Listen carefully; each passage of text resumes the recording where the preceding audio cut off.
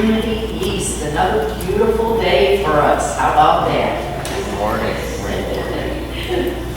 Okay, today we are graced with our minister. Yes, she is a big bang. Reverend Anita Koch. And of course our lovely accompanist, Marina.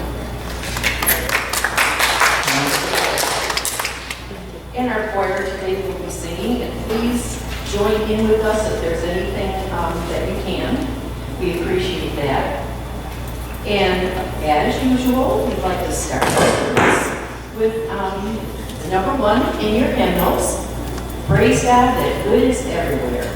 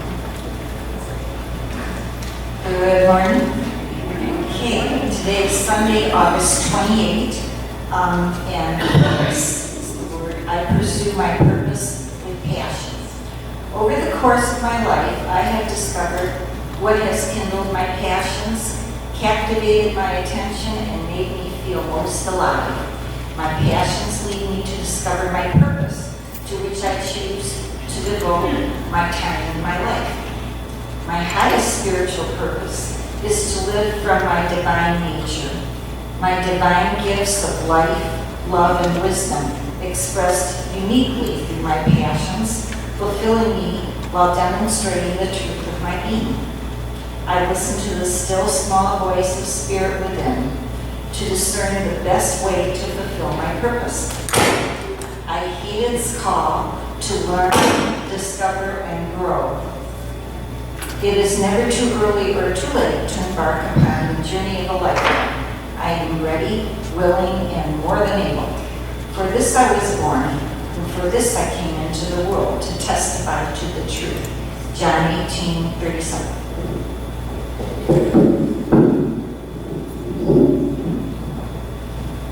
Thank you, Roseanne. Now is the time in our service where we give a few minutes to those people that really need prayer today, whether they be a friend, a neighbor, whoever. Please devote a couple minutes of your time to keeping them in your prayers.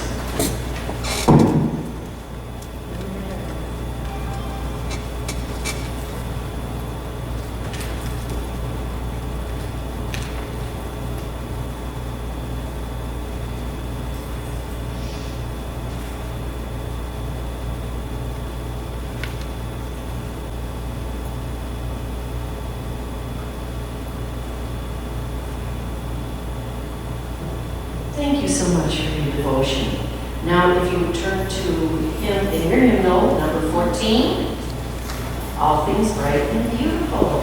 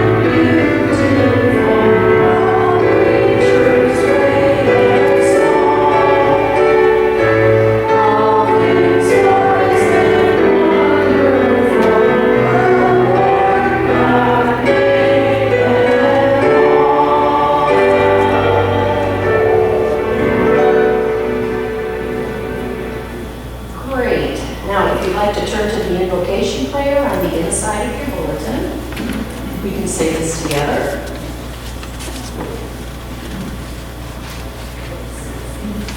We are now in the presence of your being, immersed in the Holy Spirit of life, love, and wisdom.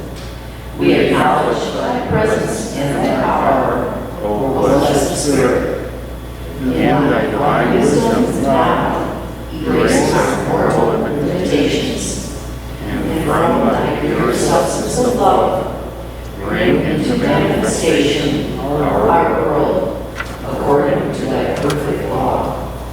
The Lord's Prayer, and then followed by the meditation.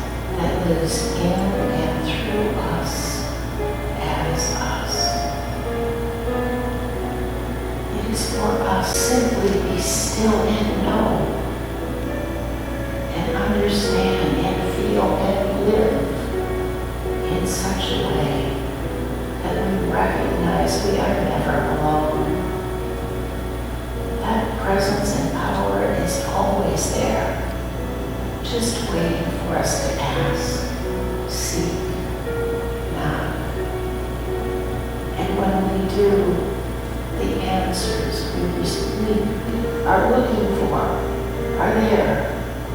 What we seek, we will find. And when we knock, that door will be open. We may currently be in that dark hallway where one door has closed and the other has yet to open. Yet we know the door is there, just waiting for us. We just reach out and it is there for us. And in this place of quiet, in this place of solitude, in this place of oneness with that presence and power, let's just be here for a moment or two and listen and feel the answers that come to us.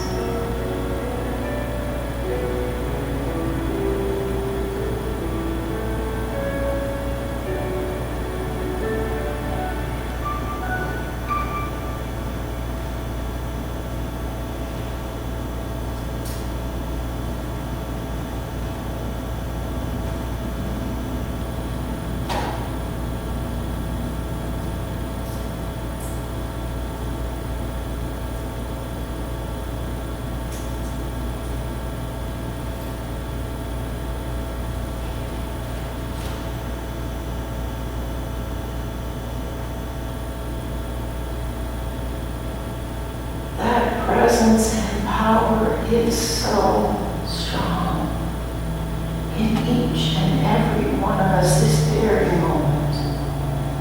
And all we have to do is remember the feeling that we have right now. Go to that space whenever we're afraid, whenever we feel alone, whenever we don't know what to do or where to turn. We can go within and know peace, know strength, know love. We are all those things, and we are one with the presence and power that lives through us as us. We are so grateful for this knowing. We are so grateful to have this at our fingertips whenever we ask. And with that sense of gratitude, we take that with us as we enter this service and as we leave this building later today, knowing that God goes with us. And so it is. Amen.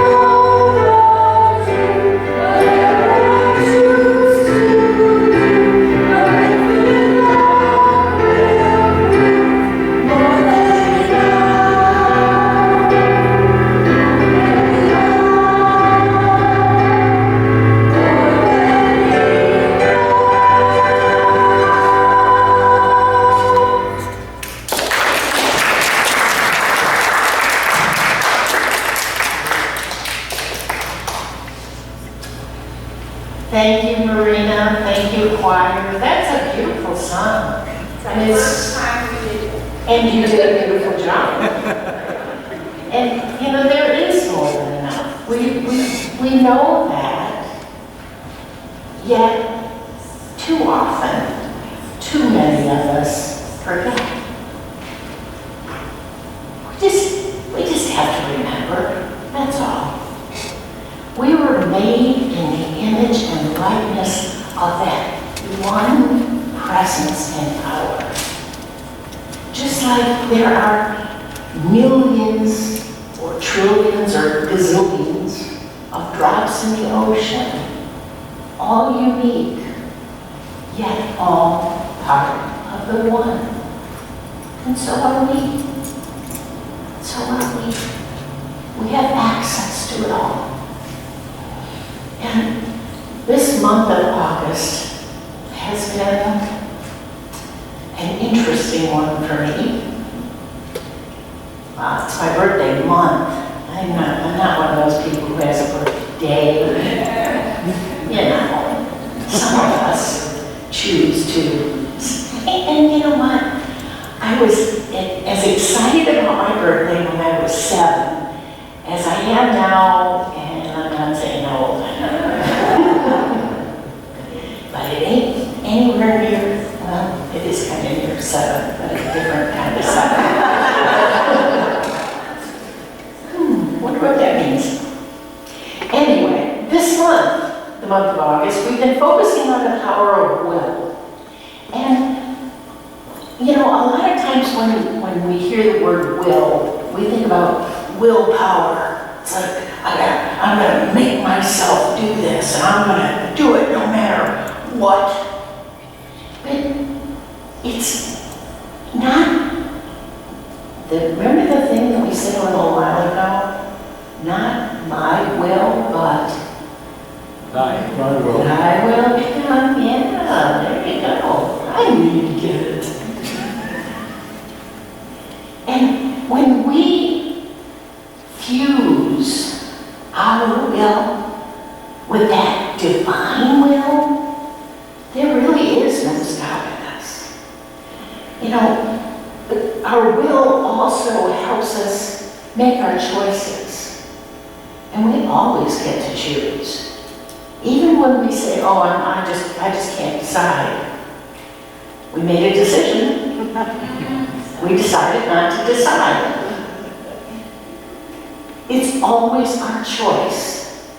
And once we have made that choice and we start to move in that direction, there's going to be bumps. We are divine beings, and guess what? We're having a very human experience. And as humans, we're going to run into some stuff. And it ain't all good, the stuff that we run into as humans. I mean, God is good all the time. That's for sure. I mean, I have seen it over and over and over again. And sometimes it's when we're going through that really, really challenging stuff that we might forget how good that power and presence is, and how powerful it is, and how close it is. Closer than hands and feet. It's right there all the time, just waiting for us to notice and ask. And the minute we do, the second we do, even before we ask, that presence and power knows exactly what we need. And it's going to take all that stuff and make it work out. I don't know how it's going to work out. You probably don't know how it's going to work out. But I can tell you this, and I'm certain, I'm 100% certain it's going to work out for your highest and best. No doubt about it. So it's not so important what's going on out there as it is what's going on in here. And that's why it's an inside job. And when Mary and Eric got married, they bought a little lot, not very big. And Mary's uncle was quite wealthy, and he gave him a really good deal on this lot. And he found a builder for him and helped him build their first starter home. Cute little ranch, 3 bedrooms, 1 bathroom, had a nice little basement that they finished off. And they'd been living there for a number of years, started their family there, and they were very, very happy there. And Uncle Matthew owned a much larger lot next door that they just kept looking at and thought, maybe someday we could buy that lot from Uncle Matthew and we could build a 2-story home with more bedrooms, because by this time they already had 3 children in a 3-bedroom house, but that meant the 2 boys were sharing 1 bedroom, their daughter was in the other bedroom, and of course one for mom and dad. And Mary was really hoping that the baby would be a girl, so that she wouldn't have to have 3 boys in 1 room, and if she had a girl, it would be kind of balance it out. But that was another reason why she thought, and they hadn't chosen to find out what the sex of the baby was. So she kept looking at this lot next door and dreaming about how they put on a big front porch and she could have one of those cool swings, and the backyard was larger so they could put up a big play structure for the kids and sit out in the back. Maybe Eric could build a nice patio for them and they could sit out there and watch the kids play. And they just had all kinds of dreams and plans. And then one day, a bulldozer shows up. And this bulldozer starts digging a hole in the land next door. And it was clear that a home was going to be built. And Mary and Eric were so disappointed. Mary went to her husband and said, why didn't he tell us he was going to sell it? We're really not quite ready, but maybe we could have worked something out. He's always been so good to us, I just don't understand. And Eric, he wasn't quite as understanding. He was like, well, I'm going to go right to him and I'm going to tell him what I think of his building right next door was when he knew he wanted that land. And she's like, no, Eric. Let's just take a step back and maybe it's not too late. Maybe we can talk to him. Maybe we can still work something out. I'm going to call him. And they would have their uncle over for a Sunday dinner on a regular basis. And so she called him, and when he answered, he didn't answer the phone actually. They just went to voicemail. And so what she did is she said, well, Uncle Matthew, how would you like to come over on Sunday? And I don't know, maybe a little earlier than usual, because she didn't really want to invite him for dinner. She really didn't want him hanging around. It's like, come here, let us say what we have to say, and then bye-bye. But anyway, so she left the message as kind as she could, and he didn't call her back. He just sent her a text, and he said, oh, that sounds great. I'll bring dessert.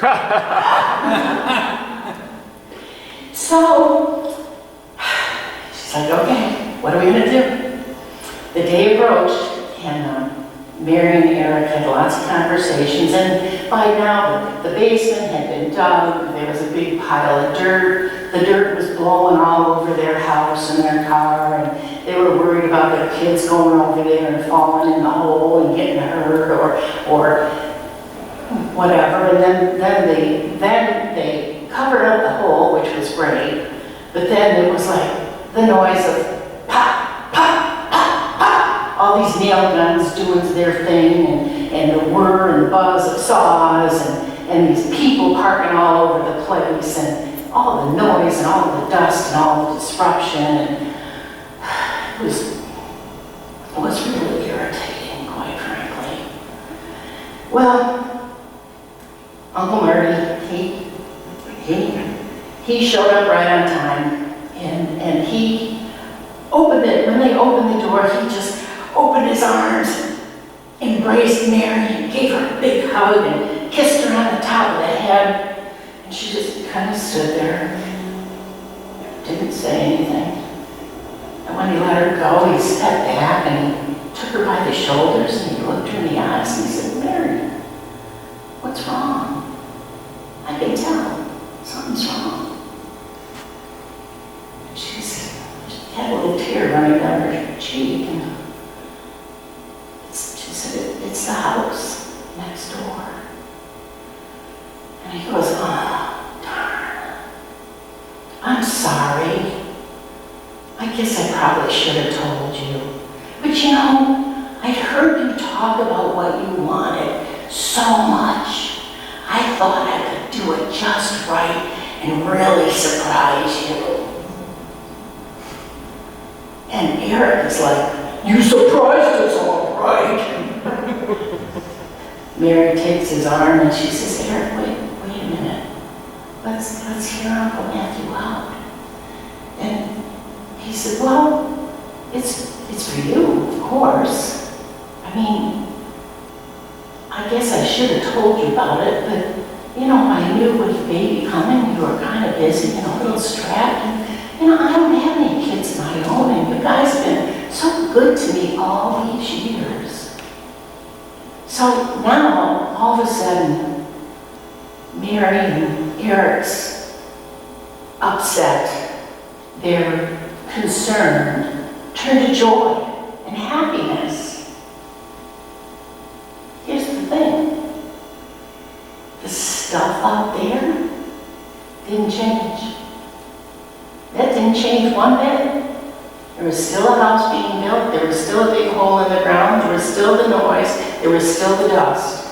But now all of a sudden, instead of that being an irritation and a nuisance, it was a cause for celebration. And that's what I'm telling you, folks. It doesn't matter what's going on out there. The only thing that really matters is what's going on in here. We get to choose. It's an inside job. Happiness, peace, contentment, or even our physical health. It doesn't depend on what the doctor says, or what the economy says, or what the price of gas is. It doesn't matter. None of that matters. The only thing of importance is how we think about it, how we feel about it.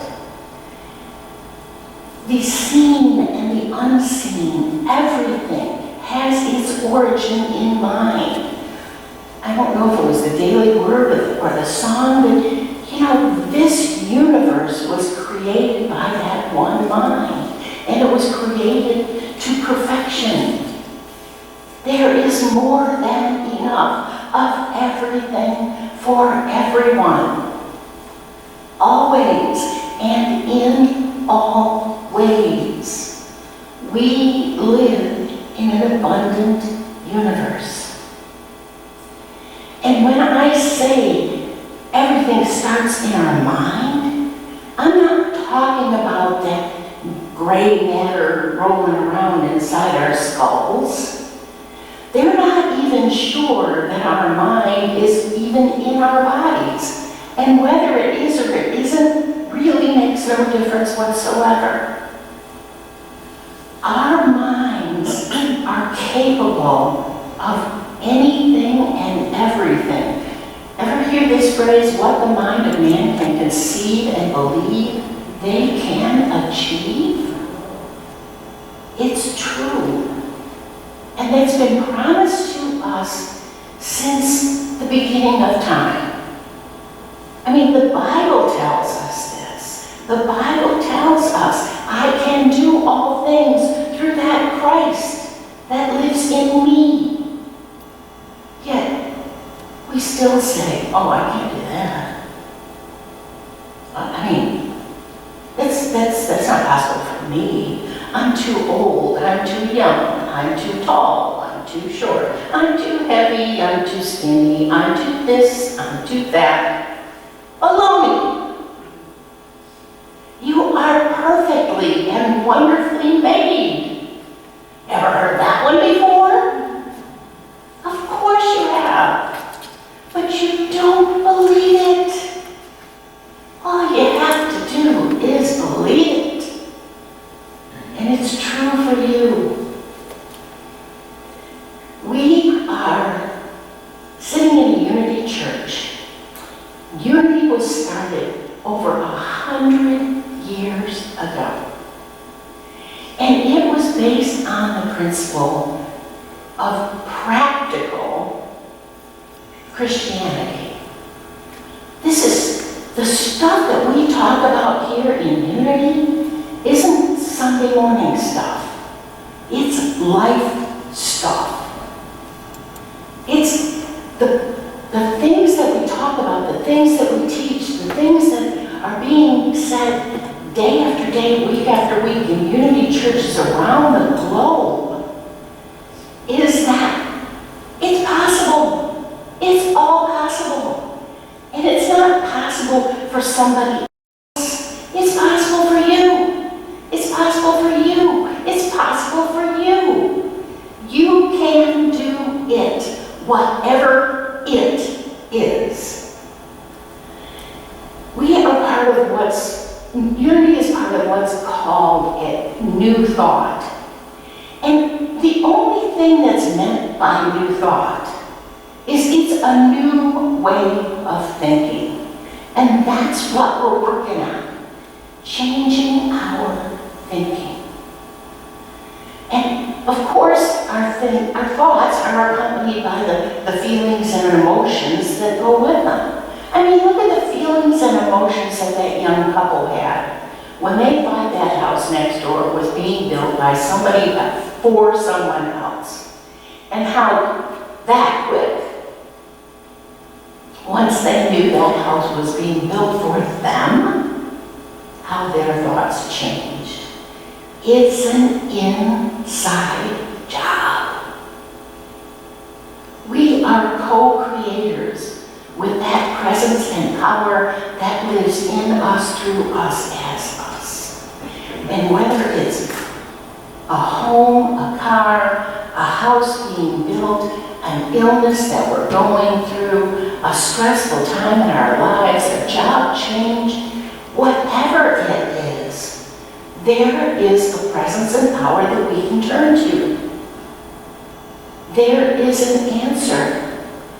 And I can't give anybody an answer. I mean, people think sometimes that because somebody is standing up here sharing the message with you that they have the answers. I don't have the answers.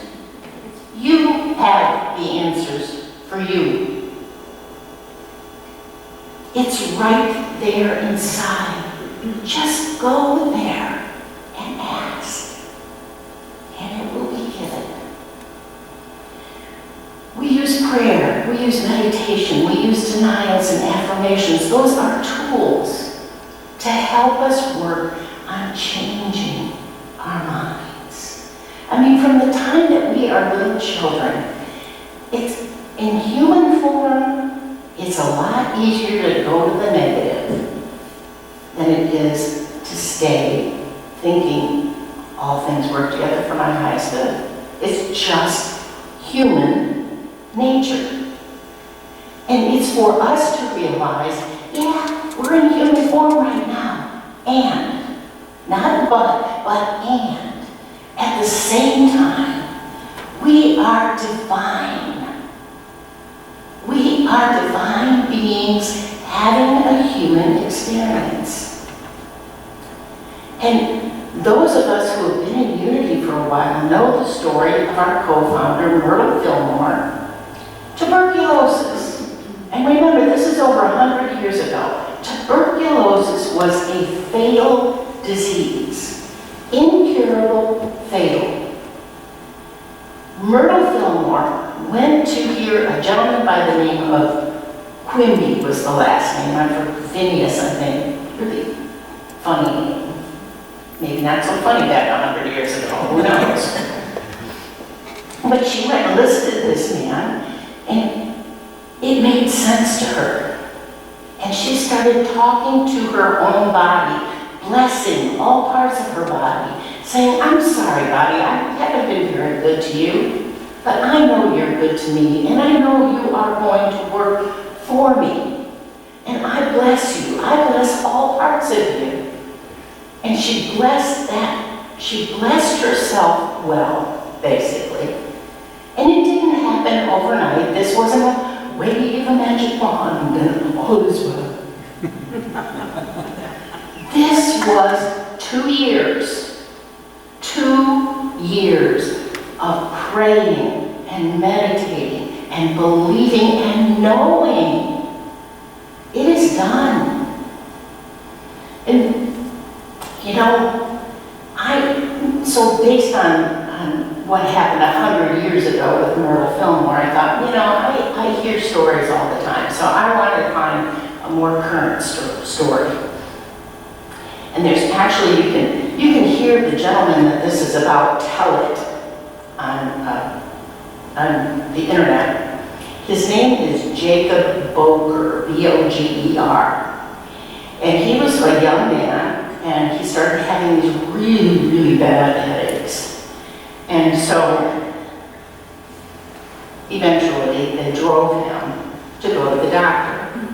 And when he went to the doctor, he was told, after a lot of tests, you know, it takes forever to do all the tests and analyze all the tests and all that stuff. They found that there was a cancerous tumor behind his eyes in his nasal cavity. And it had been there for quite a while, and it had gotten so large that it was starting to eat away the bone and make its way toward his brain. And he was given less than 10% chance to live, because the tumor was 4 inches in diameter. That's a pretty good size, right? So he began chemotherapy and radiation. And after he started this process, the doctor told him, he said, now there's one thing I want you to be very, very cognizant of, because if this ever happens, you need to get to an emergency room, like immediately.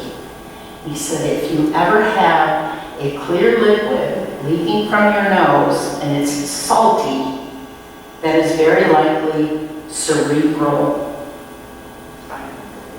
fluid.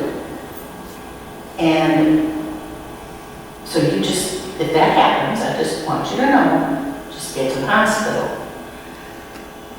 Guess what? A few months later, he woke up in the middle of the night, leaky nose, tasted it, salty, headed to the hospital. And they said, okay, well, they got it to stop. So the leaking stopped, but the chemotherapy and the radiation continued even in greater doses. And things just kept going downhill. And in 2 months, he lost 60 pounds. His hair began to fall out. He had a girlfriend, and he had to tell his girlfriend that he'd been told that he probably had less than 5 months to live, and that even if he did live, he'd never be able to have children anyway. So he was pretty much telling her that their life together was just about over. But he had something else. He had a very, very strong faith. And he used his faith much the same way that little Fillmore did. He didn't run from the cancer. He did all the things that he was supposed to do. He went to the treatments. He followed the doctor's guidance, and he prayed. And he went to the people in his Christian community, and they prayed. And when he wasn't praying, he was either listening to or watching teachings on healing and God's love and all the goodness that there is in this presence and power that lives in us and through us. And one night, after he had gone through a very intense prayer session, he heard a voice speaking, and it said, "It's done. Stop the treatments." And it was so clear to him that he just said, "Okay, that's it. I'll stop." And he told his girlfriend what he was going to do, and she was totally freaked out because she figured 5 months was bad enough, and if he stopped the treatments, how much less time was it going to be? But she knew that he had strong faith, and she knew that a lot of other people were praying for him as well. So she said, if that's what you want to do, then I support you. And then he made an appointment with the doctor, with his oncologist, and he told the doctor, "I'm done. I'm not having any more treatments." And the doctor said, "Okay, but will you do one thing for me?" What? He said, "Would you just go in for one more MRI?" I said, "Sure, I'll do that." So Jacob Boker went in for another MRI.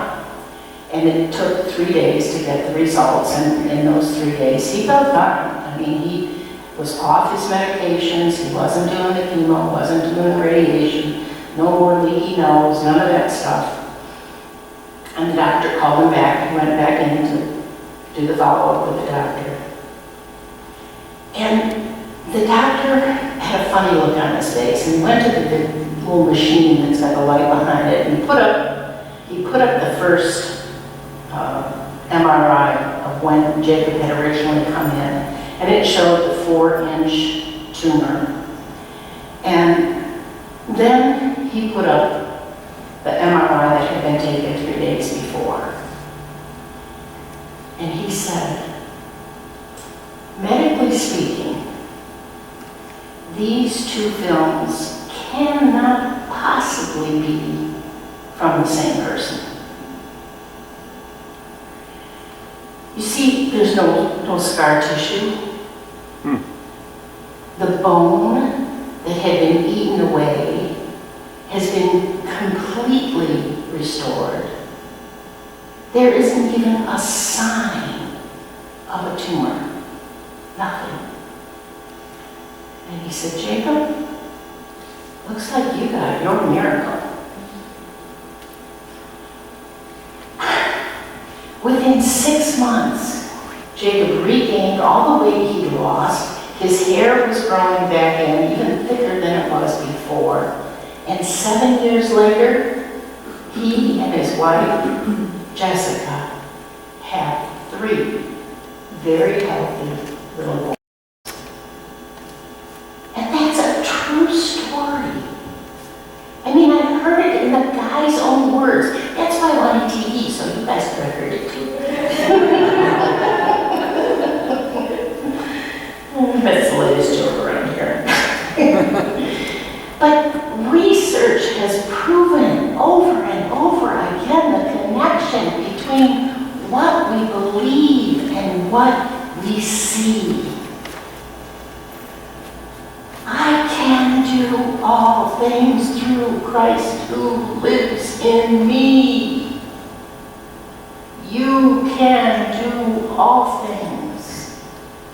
All things are possible.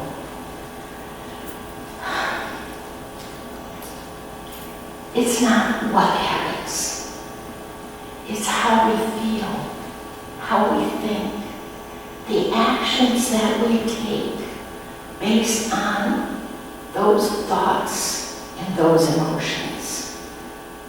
We can't change the past. We can't make those ugly childhoods into something beautiful. We can't make what's happening in our lives, maybe even right now, just poof, magic wand, make it better. That's not the way it works in human form. We are spiritual beings having a human experience. We work on our heads and our hearts. And when we use that presence and power that lives in us and through us, all things are possible. It's an inside job. So stay in faith. Hold tight to the knowledge that there is a presence and power within that is greater than any challenge we face. There's a light at the end of the tunnel, even when we can't see it. We just keep moving toward our good because we know our good is there waiting for us. We trust and know this too shall pass. We don't go without, we go within. Namaste.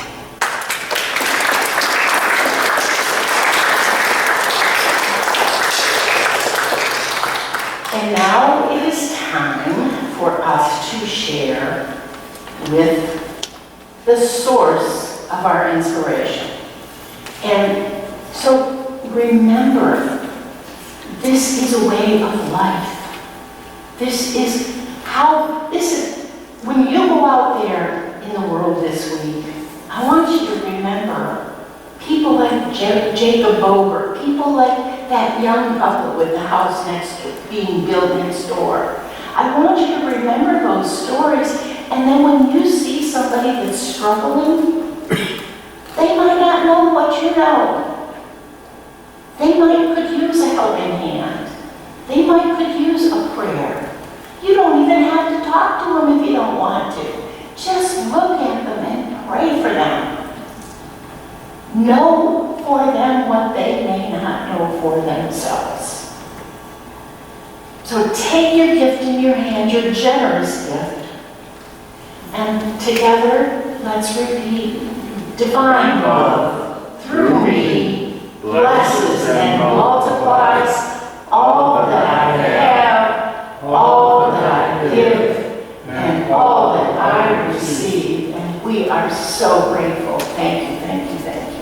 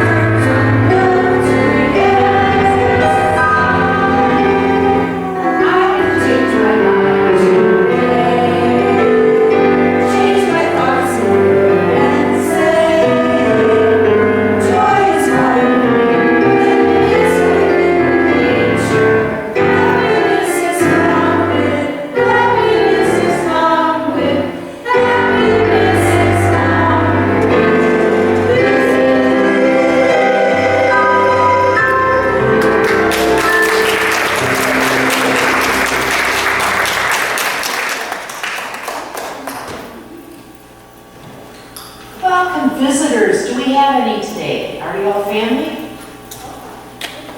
Okay, wonderful. Thank you for coming. We will be bringing you a little packet of information about the church.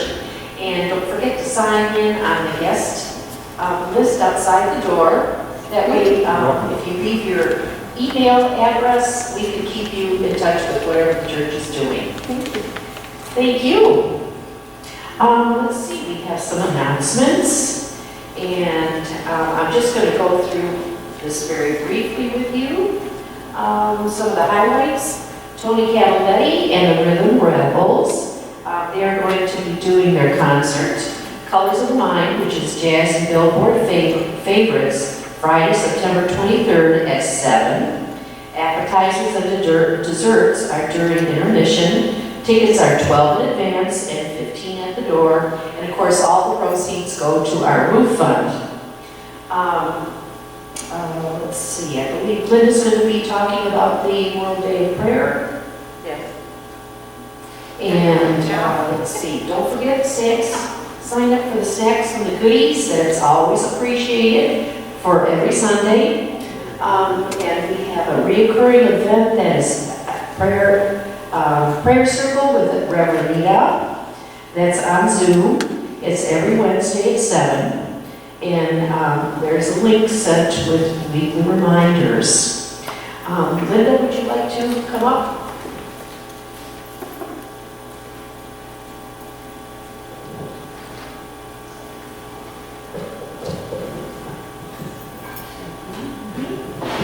Good morning, everybody. Good morning. Good morning. All these bright, happy faces. That's because you heard that song, right?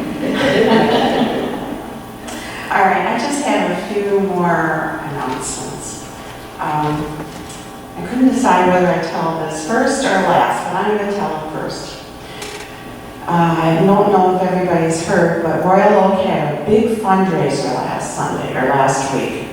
And they made about almost $1,000 on the fundraiser that they had. That's the good news. The bad news is 23 plus people got COVID. So we still have to remain vigilant in how we take care of ourselves, because we're the most important part of it. You know, you can't count on what everybody else is doing. And I just want to give you a couple of suggestions. I have stretched out all of my blouses because when I open every door, every public door, I do it with my blouse. It's much easier in the wintertime when I can just pull my cuff down and do it that way. But I'm telling you, you know, it takes one person to put that hand on the door, and they probably put 1 million bacterias on that door handle. So I'm not trying to scare you. That's one thing, we can't live in fear with this. We just have to be diligent with ourselves. If you want to wear a mask on Sunday, I don't have a problem with it. This is a non-judgment zone, so you do what you need to do to make yourself feel safe. I also suggest when we have our serving table, you use the hand sanitizer beforehand so that if you do have anything on your hands, it won't get on those serving spoons. And then at the end, if somebody didn't, you do your hand sanitizer again. So that you know, and because you're having finger foods a lot of the times, you know. Okay, so these are just suggestions. And the other thing is we don't want to live in fear. We never want to live in fear. And if you say, oh, Linda's not coming to church this week, she has a cold. Or Linda's not coming to church this week, she caught the flu. But if they say, Linda's not coming to church this week because she has COVID, it strikes a little fear in you. And now that COVID isn't as bad for us healthy people, and we should not fear it. We should live with it and be happy with it. All right, that's I'll get off my soapbox now. And if you don't want to stretch out all of your blouses, bring a tissue, you know, or something. Even if you just held the glove and opened the door with it, because there's a lot of germs on those door handles. Okay, so I have put a plethora of sign-up sheets on the table by the book corner. What about the pens? What about the Sanitize. Oh, that's true too. There's more, you know what, Carol thought of it. Carol, maybe you could find a basket by the book corner and we could put the dirty ones in there and then just keep taking from, because there's probably an extra 10 pencils. Or sanitizer on the table would be made. There you go. Okay, and this whole secret is your hands. Because what you touch invariably goes either in your nose when you're rubbing it, or when you're picking your teeth, or whatever, you know. I mean, they just do, you know, so. Okay, I'm sorry, I'm a little long on that. So the sign-up sheets in the book corner, we need treats every Sunday, and we like to know when people are bringing them, so we don't have to purchase them. Clean up and set up on Sunday, you know, it's just hard for two people to do it all the time, same couple of people. World Day of Prayer, we're going to have a simple supper. We're going to have soup and sandwiches. So I have a sign-up sheet. If you could make a certain amount of sandwiches and then maybe several can make a couple of pots of soup, that would be, it's just a simple supper so we can all enjoy the day, or the evening, I should say. And you know that old saying, many hands make the word light. I have 20 Camilletti tickets. If you would like to pick yours up today, or if you would like to sign out for an extra 4 or 5 tickets that you could sell, that would be wonderful. Oh, that's right. We're going to be back on the World Day of Prayer.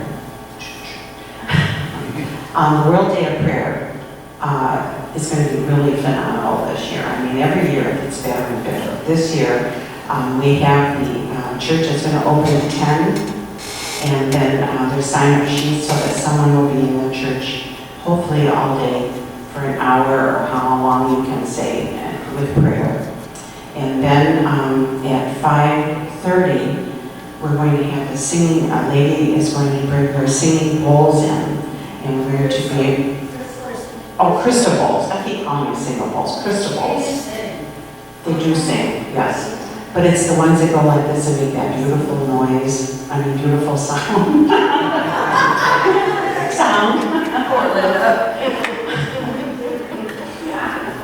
When I'm done, you'll understand. It may take a while, but you'll understand. So anyway, from 5:30 to 6, she's going to play her crystal. Yes, crystal bowls that sing. And it's going to be beautiful. That's from 5:30 to 6. And 6 o'clock will be our supper, and then 7 o'clock is our service afterwards. And that's going to be really special too. So anyway, I have sign-up sheets for all of that, and I really appreciate you guys and anybody that signs up. Our women's group is going to start in October. September didn't work out for the astrology lady, so it's going to be October 20th at 5:30. And the men's group may start at a later date, but they're always welcome to come to our group too. And we're going to resume our big breakfast on September 11th, and that's really all that I have to say. I'm sorry I was long.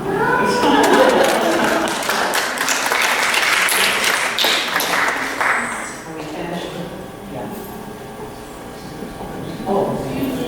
And don't hold hands while you're singing, okay? Yes. I give you the pamphlet. Oh, what day is it? The 8th of September. 8th of September.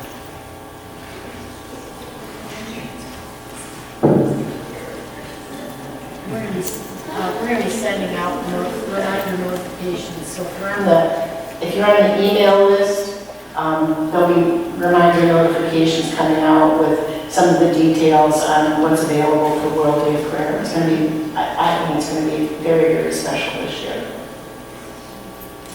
Okay, if you'd like to circle up for a peace song, also remember to keep distance. kind of back up towards the walls so that everybody gets in the circle and that nobody gets crowded.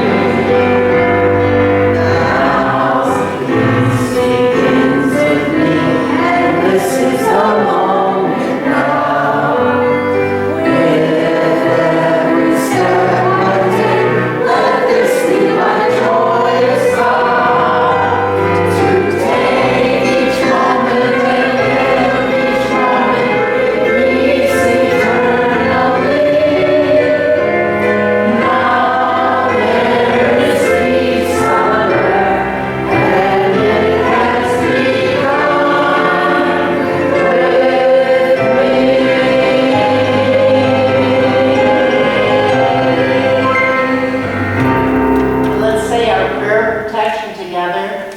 The light